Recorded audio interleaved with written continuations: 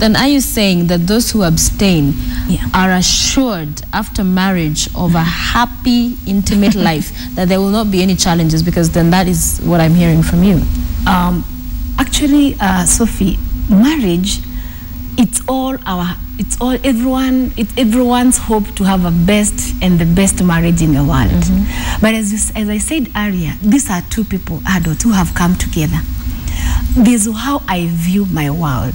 This is the way you view your world. Now we have come together here. And for it to work, we have to go through conflict management by the time we come together.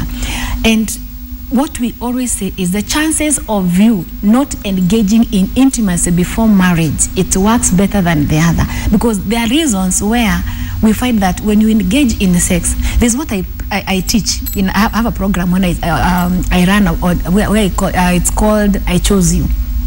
I Chose You, it's a relationship triangle, you know, the triangle, where that you start from a friendship perspective, friendship where it now forms the love. Then the other corner, I have now, you work towards the marriage. Then now the sex becomes the last thing. But you find that most people want to do the other way around. I want to have intimacy with this gentleman in the view of winning his love, okay? And then to probably to lead to marriage. But what happens, and why we advocate not for the abstinence, is because when we engage in sex, you know what happens? Most times you realize that the relationship will not go to marriage sometimes, because you see, men are wired they are wired to chase.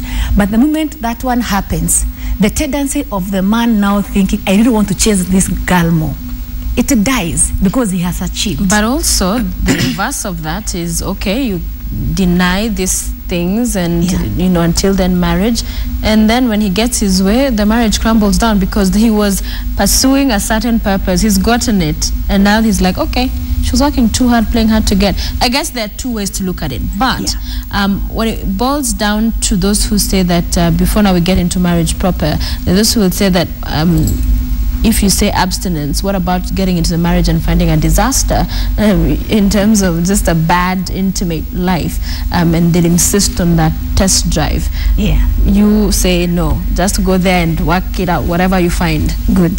That's why we have what we call courtship, because you get it's very hard for someone to, like, let's say, pretend for a long period of time. Sophie, believe me not, when in courtship, I will know when, like, how does Sophie react when pushed to the edge.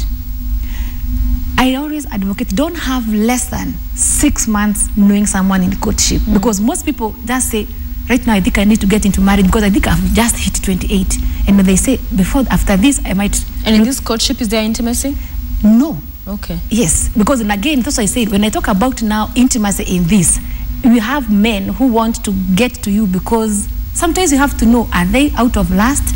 Are they the real love? And when a man wants to and have sex, they would, by the way, she can even have it to another person. And so the courtship will be able to develop and see exactly which kind of a person am I going to be in, and how they react to you, because there is a kind of a quality you're looking for when you're looking for a spouse. And if they cannot meet your qualities, definitely don't have to get into it. You'll definitely be able to tell a person within the courtship. That's why we talk about the courtship